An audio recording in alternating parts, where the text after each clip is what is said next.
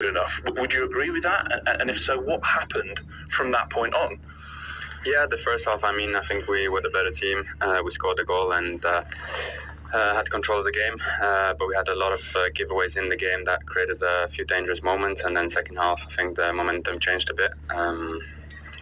We managed to get the 2-2 there, and then could have pushed on to win it, but then they scored straight away. So yeah, overall not good enough from us. But as I said, time to stick together, time to work even harder and push each other even more and bounce back. I know you've not had long, but what have you said amongst yourselves? Yeah, just what I said now. Now is the time to be together. It was never going to be easy in this league, and we know that. And now it's the time to be really strong and together and keep working and just bounce back straight away. You're making being the Manchester United manager look very easy. How proud were you of that performance? Yeah, massively proud. I think it was different to last week. Two very different games. It had to be before the game. It was going to be different today, and they put us under a lot of pressure in different ways, and we never probably had as 20 minutes, half an hour. How did you start to turn the flow of that match?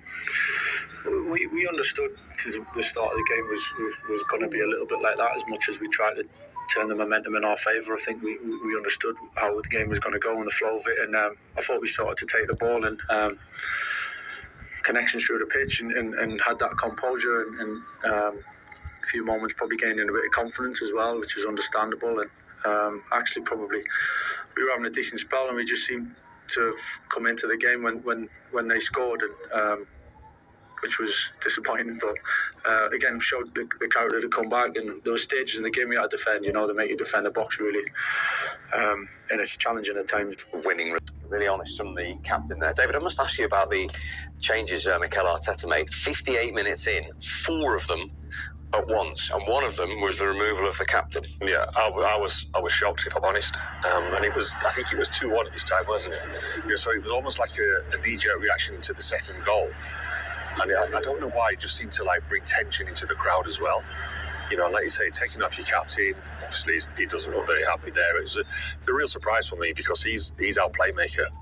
To bring him off at 58 minutes, I just thought it changed everything because Declan had to then drop back. Because Zubamendi went off as well, didn't he? Yes, he did. Yeah, so Declan had to go back, and then you bring in Eze on, who's not really he has been a player recently, but he hasn't done it a lot for Arsenal. So it was a strange substitution, and like you said, bringing 4 on as well really disrupts the momentum of the team.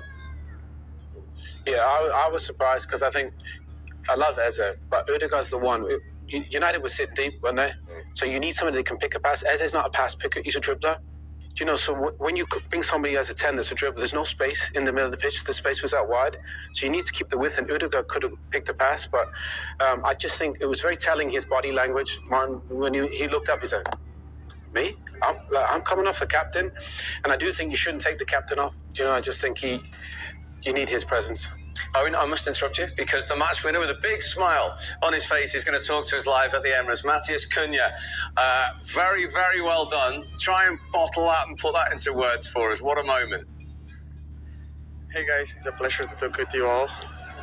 What a moment, no? To come here to this club. Always we thinking about these moments, and to be part of that, of course, is everything then your dream job. You've said many times it was a dream to wear the shirt. Was that sort of a dream to score a goal like that, to win it away at Arsenal in a match of this magnitude? Yeah, 100%.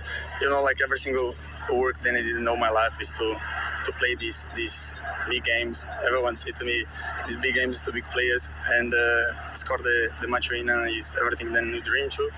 But he's only to give everything to my teammates and help me every time, the fans, of course, to my family. Matheus, it's Michael Owen. Congratulations. I must say, when you picked up that ball, I was watching with the guys and I said, goal here. We were looking at your stats. You score so many goals, more than anybody actually in recent times, from outside the box. Why are you so prolific from outside the box? Hey Michael, it's a pleasure to talk with you. you know, like every single training I try to have the shoot. I always talk with the guys, and the guys come to me say, never more shoot inside of the box. You need to shoot outside of the box. It shoots better. And yeah, I keep to improve. This kind of shoots is something. Then kind of games in this league is so tight. You know, like every team defends very well, and this kind of moments is only one chance, and you need to be ready to score the goal. So I keep improving, and then the goals coming. So I feel very happy. Matthias, congrats. It's on Argus. We're just going to show you the goal again. The thing I like about it is there's three really good football players playing close to each other. Obviously, Šeško does great. Bruno, Kobe. And once you get into this space, I think Gabriel makes your mind up, doesn't he? To kind of go around. You knew exactly what you were going to do, didn't you? Yeah. So Gabriel, my teammate, the national team, you know, I know like how big he is when he tried to block the shots. But when I see like the little chance to put the ball in the corner, I try to. I feel the shot and have more confidence to do. And when I see the possibility to do the shot, like I feel like so confident to score the goal. And Matthias, Michael Carrick and his staff arrived 2 games against the top 2 in the Premier League, and you've won both of them. And what has the last couple of weeks been like? How good a feeling around the group is there at the moment? The feeling is unbelievable, you know. Like come win the derby and win against Arsenal here is the feeling. Then, like I said to you in the beginning, is the feeling that every single player want to feel. So to come here after all the change then the club did, they feel like, of course, a little bit come like kind of confusions to the players. We know what happens in the future, but Carrick coming with like all the stability. Then he knows about the United. He always talk about the feel to win games with the shirt, and yeah, he tried to pass to us, and then we did everything in the pitch to keep improving and winning games. You certainly did. What a moment for the team. What a moment for you. Thank you very much indeed for joining us. Thank you, guys. It's a pleasure. Well done, Matthias Cunha. Well, he says Michael Carrick has brought stability and belief. Here he is, the United manager. Well, Michael, Results. Yeah, I mean, let's not forget, you know, they were 5th when Ruben left, and I think with no European football, I think they'll finish in the top 4 or 5. I think that they have an opportunity which other teams don't have. They're all in European football. You look at the fixtures, I fancy them against everyone now. Obviously, they'll be different. They'll probably have more of the ball. They have more of the ball today than they did against City. But if they can defend well like they have in these 2 games, with the players they have at the top of the pitch, I think they'll finish in the Champions League places. Michael? Yeah, it's quite incredible, isn't it? I don't want to be a downer on the whole thing.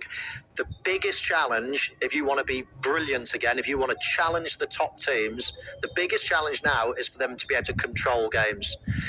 Man City, they were without the ball a long period. Arsenal, and they've got pace on the attack, and it suits their defence, who've not got much pace, to sit deep. The hard thing, the biggest next step that Michael Carrick's going to have to work on is to break down teams that sit back against them. That's where they've struggled in the past as well. So that's another challenge. But hey, I don't want to put a dampener on the last week or so. It's been incredible. And the confidence that's going to give them now, going into that set of fixtures. You can hear that listening to Matthias Cunha talking to us there. He couldn't stop smiling, could he? And no wonder. But the next a handful of fixtures now look winnable, especially anything's winnable now the way they're playing, but they're going to be different games, and that's the big challenge now. But incredible, and they just need to keep riding this crest of a wave. Indeed. Michael, David and Owen, thank you very much indeed for your company today. So, at the end of that, Manchester United are into the top 4. And talking of 4, that is now Arsenal's lead at the top from them and Manchester City and Villa. From the 4 of us, we'll see you soon. Take care.